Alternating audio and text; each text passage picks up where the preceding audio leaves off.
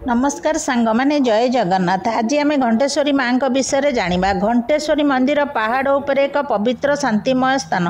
मंदिर चारिपाख प्राकृतिक सौंदर्य मन को आकर्षित करिथाए। सकाळर सूर्य किरण पहाड़ और मंदिर उपर पड़े तार दृश्य देखा बहुत भल लगी था। संध्या समय घंटर ध्वनि शब्द मन को शांत करिथाए। मंदिर चारिपाखरे अच्छी जंगल पहाड़ और प्राकृतिक सौंदर्य।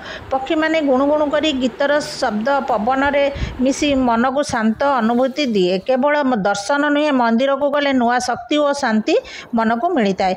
भक्त मैंने आसी श्रद्धारे पूजा करिथांती। घंटी ध्वनि रे मन को पवित्र कर दिए। प्रकृति धर्म संस्कृति और ऐतिह्यर चिन्ह हिसाब से घंटेश्वरी मंदिर ओडिशार गर्व। एबे आसंतु जानिबा घंटेश्वरी किए और कहीं घंटी बंधा जाए। घंटेश्वरी मंदिर को गला बेलू गोटे छोटिया ब्रिजटे पड़े। से पोल रे जीवाकू बहुत डर लगे। वर्षा दिने हीराकुद डैम रु पानी छाड़िले से पोल उपरे पूरा पानी हो जाए। आजिकल तो से पोल रे जीवाकू पड़ुनी।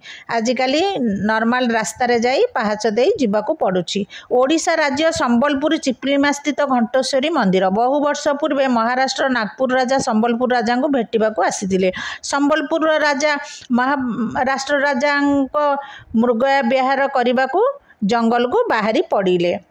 जंगल मझिरे शिव और पार्वती दुईटी छोट पिला बेशरे आसिले। सही दुई छोट पिला दुई जन राजा दुई जन को अटकाई थिले।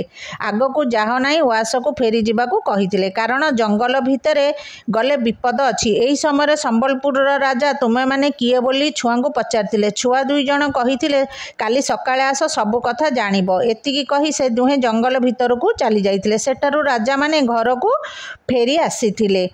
किंतु राजा चिंता करुथिले से पिला दुई जन किए। राजा शोईथिबा अवस्था माँ पार्वती और भगवान शिव स्वप्न रे आसी कहिले छोट पिला रूप में आमे दुहे जंगल रे देखा देइथिलु। जेउ जगार भेट होइतिला सेही जगह को सकाळे जीवा पई स्वप्न रे कहिथिले।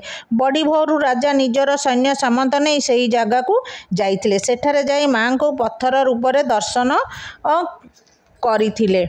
सही दिन ठारू सही महानदी कूल पहाड़ रे हर पार्वती पूजार्चना करथिले।